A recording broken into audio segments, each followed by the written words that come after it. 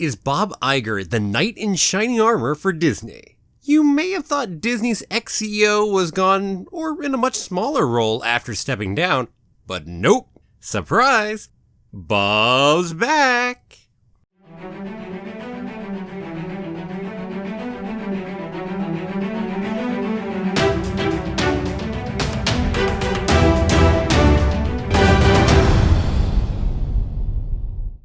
Well, hello there! My name's Jeremy and welcome back to Freeform Disney, where I talk about all aspects of Disney, from the animated movies to the theme parks to Star Wars, Marvel, and Pixar, and the TV shows, and everything else in between. And that is why it's Freeform. And keep coming back every day for new daily content. If you're not subscribed yet, don't forget to hit that subscribe button. Now on to today's topic, a special entry in the ongoing saga of coronavirus and Disney. Ben Smith filed a report in the New York Times late on Sunday, and we found out a good deal more about what Bob Iger is currently doing inside Disney and what transpired in the lead up to his stepping down. Way back on February 25th, almost 2 long months ago, we found out in a surprise announcement that Bob Iger was stepping down immediately as CEO and that Bob Chapek was taking over. We also found out that Bob Iger would stay on until the end of his contract, which was until the end of 2021, and he would be executive chairman for Disney during that time and ensure a smooth transition of power. Well, things just got a whole lot messier. The COVID-19 coronavirus pandemic has not been kind to Disney, as I've reported on previously. Disney is apparently losing up to $30 million every single day, and it hasn't gotten any better lately. The one shining light for Disney has been Disney Plus, but that's not expected to turn a profit for years. Yet the company chose to change CEOs just before coronavirus fully slammed into the US. The question of why has long been on people's minds. My going theory, personally, had been that the change was intentional with the pandemic in mind and Bob Chapek was being inserted as, let's say, a wartime CEO to handle Disney as it weathered the crisis. Turns out I was wrong. Here's how things actually went down, according to that New York Times article. Way back near the beginning of December, according to inside sources, Bob Iger let the board know that he was finally ready to go ahead and leave. And at that point, well, we didn't know much of anything about coronavirus yet. Flash forward on toward the end of January, Shanghai Disneyland closes down. And Bob Iger, the board of Disney, well, they continue full speed ahead. Bob Iger's going to be stepping down, Bob Chapek's going to be taking his place. And so even as things continue to get worse, even as Disney's stock is starting to see some trouble, February 25th, they go ahead and announce, guess what? Bob Iger's leaving, Bob Chapek's stepping up. And that led to all kinds of questions as to why. Was it because of Bob Iger's health? Was there a problem there? Was it because he saw the coronavirus coming? The answer is apparently no. It wasn't any legendary timing from Bob Iger. It wasn't brilliant foresight.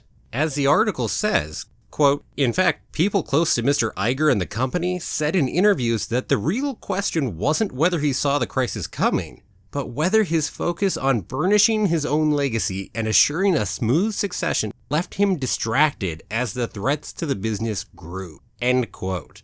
So, no stellar response to coronavirus. Quite opposite, in fact. Bob Iger actually dropped the ball a little bit.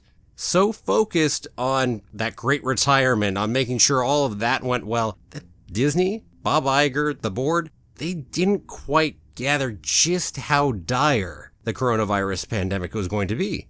Their focus was in the wrong place. Coronavirus has caught many people off guard, and Disney certainly was not immune to that.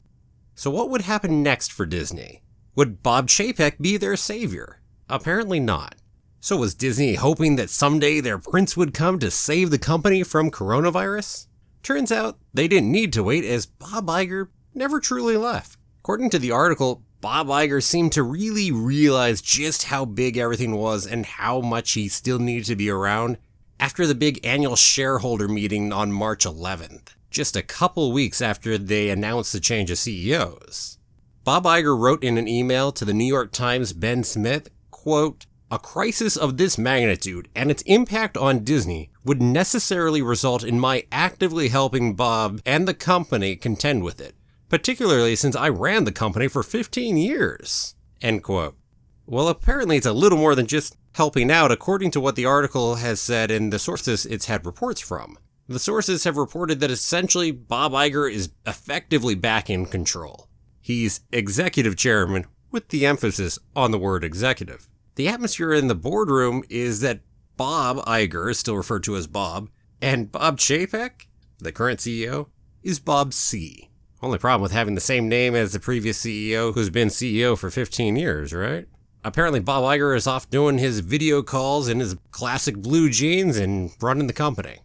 What does that mean for Disney? What should we be expecting in the future? Do we have any clues from Bob Iger? Well, yes, in fact we do. Although these clues come from some of the people around him and not directly from Bob Iger. But apparently, according to some of the other people there's talk about what Bob Iger's plans are for the future, and, quote, he's told them that he anticipates ending expensive old-school television practices like advertising upfront and producing pilots for programs that may never air. Disney's also likely to reopen with less office space. He's also told 2 people that he anticipated the company having fewer employees, end quote. Now, before going further, I will note that Bob Iger has denied any recollection of having said that about reducing the employees, and also said that, well, that would be the CEO's decision, not his own. But that said, we know from all of this reporting here that Bob Iger is back in control, and if Bob Iger wants to reduce the number of employees Disney has, that's probably what's going to happen. So what we heard there, obviously those are preliminary thoughts about what might happen, but none of them are giant surprises. Disney has already been a company in transition before the pandemic, as they're moving more toward the idea of streaming, moving a little more away from their old school methods in TV and movie production. So it's not a surprise that they're shifting, and especially with their money troubles right now and everything else, not a surprise that they are going to cut back probably further on their employee workforce and try to reduce office space and reduce other things that cost them money. So none of these are surprises. What else can we expect to see out of Bob Iger? Well, only time will tell. But for now, we certainly know that Bob Iger is back and in control. And frankly, his legacy is now yet to be finished, as Disney's response to the pandemic will certainly lie in part on his shoulders. Probably in large part. But will the current CEO Bob Chapek survive this crisis? Apparently, Bob C. has been told that the board will take the pandemic into consideration when eventually deciding the future of the company. But that sounds a little ominous. With Disney Plus doing great, perhaps in a couple years we'll have a new CEO named Kevin Mayer. And in the meantime, changes are definitely underway at Disney, with more to come as Bob Iger spearheads the company's transformation in the face of the coronavirus pandemic. And certainly many are happy to have strong, stable leadership at the top of Disney, to have Bob Iger back in control. Here's hoping for the best. What about you? Are you happy to see Bob Iger asserting control over Disney as the pandemic hits hard? Or would you have preferred to be left more in Bob Chapek's hands? Let me know down below. And thanks for watching. If you liked it, please give it a like and share it with your friends. I'll see you back here for another new episode of Freeform Disney.